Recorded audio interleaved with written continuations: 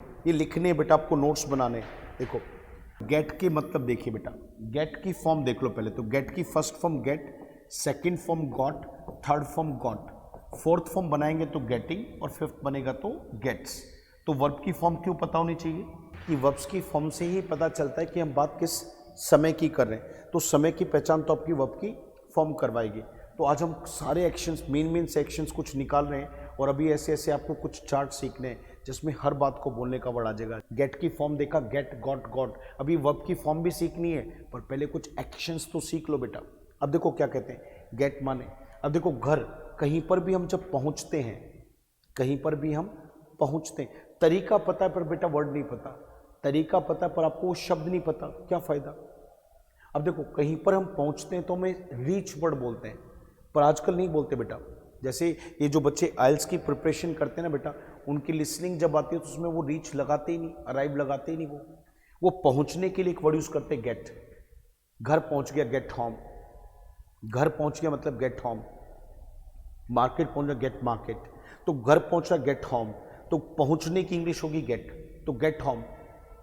आज से कभी भी आप घर पहुंचने की बात करें, आप कहें कि मैं तो इतने बजे घर पहुंच जाऊंगा। जैसे आपने एक सीखा था वर्ड विल, विल में क्या सीखा था, जो काम अभी हुआ नहीं होगा, ठीक कह रहे हैं आप, जो भविष्य में होगा और आप करेंगे तो आप क्या बोलेंगे, आई विल। आई विल को ठीक कैसे बोलते हैं, आइल, आइल। तो आपने क्या बोला, आइल गेट होम, और घड़ी का टाइम बता रहे एट से, पढ़ाऊंगा ये कैसे दिखाते हैं। तो I get home at 5 PM, मैं 5 बजे घर पहुंच जाऊंगा। तो पहुंचने की इंग्लिश होगी बेटा गेट। अब अगर गेट के बाद अगर हम क्या लगा दें, मैरिड, जैसे हम कहते हैं गेट मैरिड, तो इसका मतलब होगा शादी करना। तो गेट के बाद मैरिड लगा तो इसका मतलब होगा शादी करना। फिर देखो गेट के बाद अगर आप हंग्री लगा दें तो भूखा हो जाना। कहते बच्चा भूखा हो गया, मुझे तो भूख लग गई।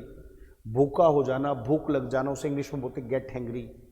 जब हम किसी भी चीज़ की इजाज़त, जब किसी भी चीज़ की परमिशन हमें मिलती है, परमिशन का मतलब इजाज़त होती है, तो किसी भी चीज़ की परमिशन का मिलना हो गया गेट परमिशन। तो गेट के बाद आपने क्या करा, वर्ड बदला तो आपकी एक नई सेंस निकल आई। जब गेट बोला तो उसका मतलब कुछ भी हो सकता है, प्राप्त करना, पहुंचना, कुछ भी। तो पर गेट के बाद जैसे ही आपने किसी चीज़ का नाम लगाया तो मीनिंग भी बदल गया। जैसे गेट के बाद हंग्री लगाया तो भूखा, गेट के बाद आपने ये मैरिड लगाया तो शादी करना, गेट के बाद आपने होम लगाया तो पहुंचना, गेट के बाद परमिशन लिखा है तो आपका मिलना। आगे देखो गेट स्लीप, जब है ना नींद लेते हैं हम, कई बार कहते हैं थोड़ी नींद ले ले, गेट सम स्लीप। कितना प्यारा वर्ड है यार, दुनिया बोलती है। अच्छा मैं ना आप लोगों को, मैं चाह रहा हूँ कि ऐसी इंग्लिश आप लोगों को बताऊं जो जेन्युइन तरीके से आज की दुनिया बोल रही है। और सबसे पहले हमें पता है क्या करना पड़ेगा, उन एक्शंस पे पकड़ बनानी पड़ेगी। फिर उन एक्शंस को, यानी कि उन कामों को सेंटेंस में यूज़ करना सीखना पड़ेगा। ये 2 बातें आप सीख लो, आपका 70% सेक्शन बहुत अच्छा हो जाएगा भाषा में। आपको लगेगा यार मैं किसी भी लेवल पे लोगों से बात कर लेता हूँ या कर लेती हूँ, उस लेवल पर पहुँचने के लिए बेटा ना आपको समझना पड़ेगा। देखो मैंने क्या समझा रहा हूँ कि जितने काम होते हैं ना बेटा, काम तो बहुत सारे ऐसे काम है बेटा कि जिनके साथ है ना दूसरा शब्द लगा के एक नया वर्ड बना सकते हैं। वो काम तो ऐसा कैसा रहेगा, वो काम ऐसे ही रहेगा, उसके बाद वाला शब्द बदल दो तो मीनिंग बदल जाएगा। जैसे देखो गेट के बाद स्लीप हुआ तो नींद लेना, गेट के बाद परमिशन है तो परमिशन में, गेट के बाद मैरिड है तो शादी होना, गेट के बाद आपने यहाँ पर होम लिखा तो पहुँचना, गेट के बाद आपने हंग्री लिखा तो भूखा हो जाना। और देखो गेट के सारे इंपॉर्टेंट वर्ड है, इतना गेट आपको एकदम बैठ जाना चाहिए दिमाग में। जैसे कोई कहता है जब हम मिलते हैं किसी से, जब हम इकट्ठे होते हैं ना मिलने के लिए, जब हम मिलने के लिए, जैसे कई बार होता है छुट्टी वाले दिन क्या होता है, छुट्टी वाले दिन क्या होता है, सभी दोस्त आ जाते हैं, पार्क में आ गए, कहीं बाहर खाना खाने चले गए तो वहाँ मिल गए। तो क्यों मिले भाई, टाइम हो गया था, आपस में एक दूसरे मिले तो चलो आओ आज घुल, मतलब इकट्ठे मिलते हैं। जब हम सब इकट्ठे होते हैं, जब हम सब इकट्ठे होते हैं मिलने के लिए तो उसे बोलते हैं गेट टुगेदर। क्या बोलते हैं, गेट टुगेदर।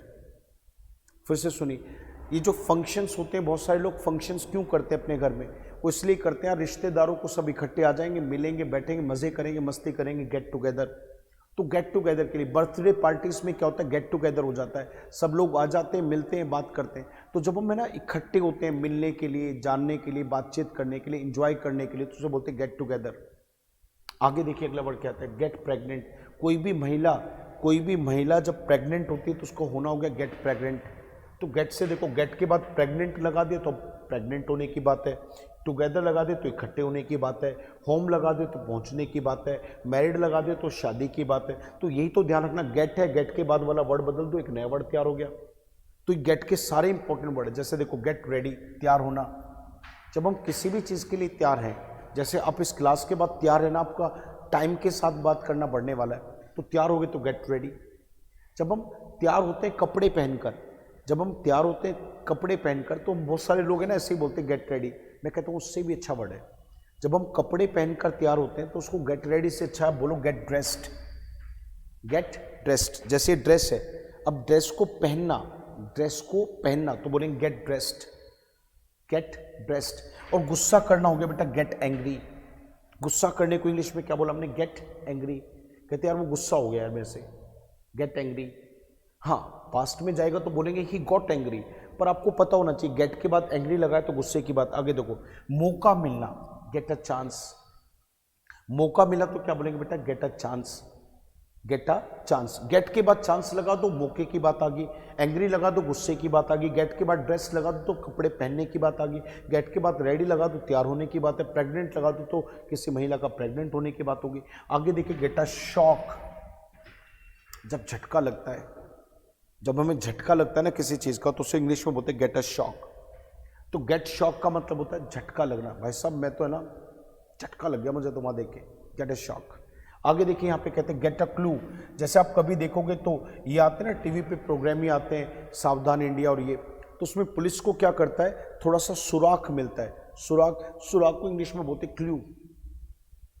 क्लू होता है जिस वो बता रहा होता है कि यार इशारा जा रहा उसकी तरफ, तो गेट अ क्लू, उसे गेट अ क्लू कहते हैं। और थोड़ा सा देखो, गेट वॉरिड।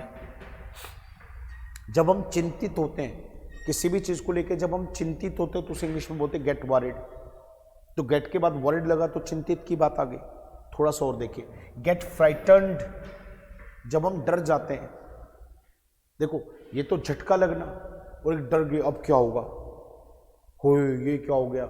जैसे अभी तुर्की में क्या हुआ, पीछे अर्थक्वेक आया, तो उससे क्या हुआ कि लोग क्या हो गए, झटका लग गया, बोले भाई ये क्या हुआ यार, गेट अ शॉक।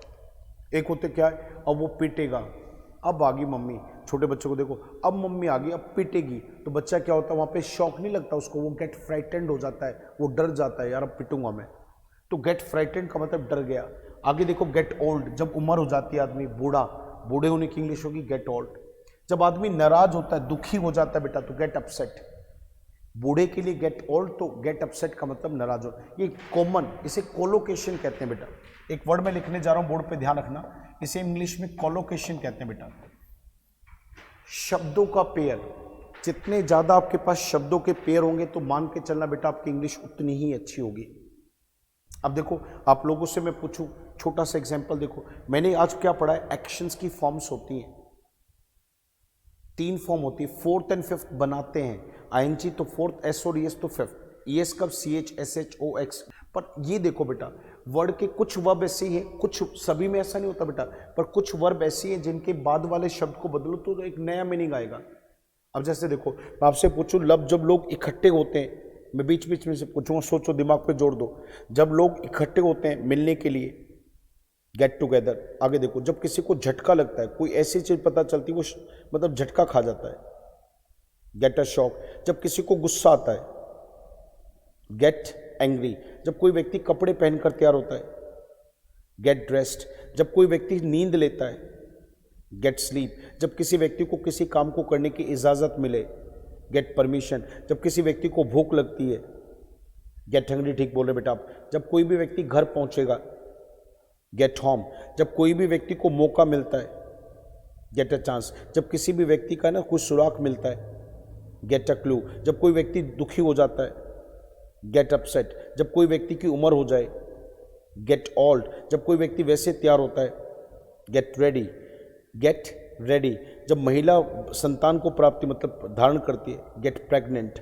शादी होना, गेट मैरिड। भूख लगना, गेट हंग्री। आगे देखिए, थोड़ा सा और देखते हैं। एक